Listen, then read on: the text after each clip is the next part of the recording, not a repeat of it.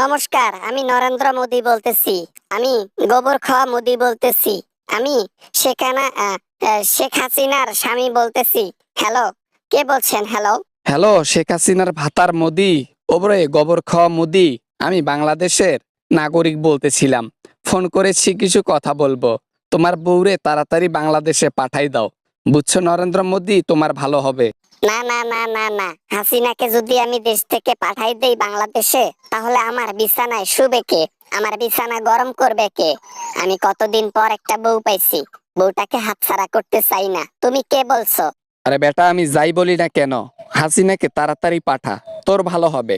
কারণ তোর মাথায় কাটল ভেঙে খাইতে 1 সেকেন্ড সময় নেবে না ওই শেখ হাসিনা। এদিকে বিছানা গরম করবে, ওদিকে ফন্দি করবে তোকে মারার। না, আমি বিশ্বাস করি না। আমার হাসিনা আমাকে কখনো ক্ষতি করবে না। আমাকে সে ভালোবাসে অনেক। তার স্বামী আমি। আমি একমাত্র স্বামী তার। আমাকে অনেক ভালোবাসে।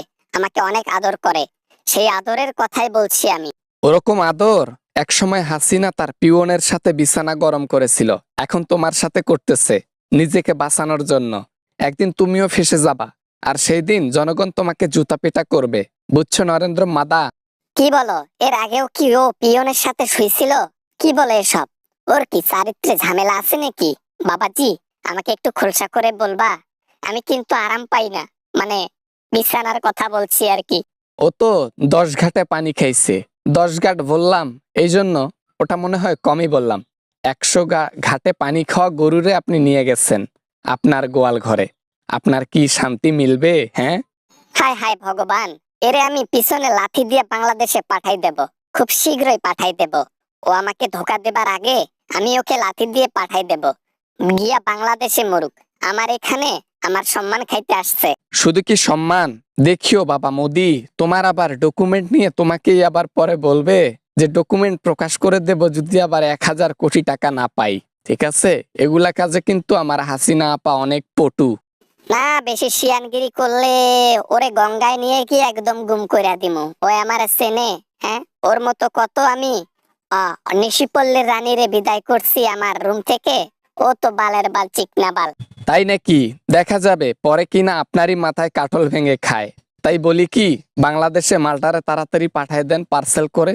বাংলাদেশের জনগণ হাতে পেয়ে তারা পার্সেল খুলে এনজয় করবে, এটাই চাই। কিন্তু কেমনে পাঠাবো? ওর প্রতি মায়া জন্মে গেছে। ওর প্রতি ভালোবাসা জন্মে গেছে। কতদিন যাবত ওরে পাইনি। হুট করে পাওয়ার পর ভালোবাসা যেন উতলে উতলে পড়তেছে। আর বোনাস হিসেবে তো বিছানা আছে। তাই নাকি মোদি? হাসি পাচ্ছে, হাসি পাচ্ছে। নরেন্দ্র মোদি, তুমি ভুল জায়গায় পা দিচ্ছ এবার। হাসিনা তোমারে কেমনে কি করবে তুমি বুঝতেও পারবা না। শিয়ান মালো, তাড়াতাড়ি ট্রান্সফার করো। সুখের সংসারে আগুন জ্বালাইতে ফোন করছো মিয়া না? এই জন্য ভাবতেছি আমার হাসিনার তুমি এরকম করে কেন বলতেছো। হ্যাঁ, যাই হোক, মনের মধ্যে আগুন যেহেতু ধরাইছো, আমি এটা ঘাটাঘাটি করে দেখতেছি কি করা যায়। শুধু কি করা যায় না, বাঁচতে চাইলে ট্রান্সফার করো বাংলাদেশে মালটারে। না হলে নিজের পদবি তো যাবে যাবে, জীবনও যাইতে পারে। শেষে কিনা নিজের দেশের জনগণের জুতের বাড়ি খাইতে ভাল লাগবে আপনার নরেন্দ্র মাদা? না না না না না, এটা তো ঠিক বলছো বাবাজি। দেখতেছি, আজকেই দেখতেছি। টেনশন আর ভাল লাগে না। মালটার এই যে আনছি, ঘর থেকে বেরো করি নাই। যাই হোক, আজকে কি ওর সাথে বৈঠক বসবো। সমস্যা নাই। Good good bye. ঠিক আছে নারেন্দ্র মোদী, দেখিয়েন দেখিয়েন, ভালো করে দেখিয়েন। আর যত সম্ভব তাড়াতাড়ি বাংলাদেশে মালটারে পাঠাই দেন, তাহলে বাংলাদেশের সাথে ভালো সম্পর্ক জমবে। আর নইলে ইলিশ মাছ প্রতিবার কেজি কেজি প্রতি 500 টাকা বেশি দামে কিনতে হবে। বুঝো নাই ব্যাপারটা?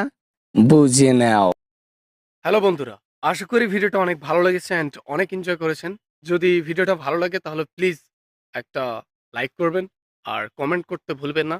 এরকম আমেজিং ভিডিও নিয়ে আবার আপনাদের সঙ্গে দেখা হবে ইনশাল্লাহ। তো ততক্ষণ পর্যন্ত সবাই অপেক্ষা করেন।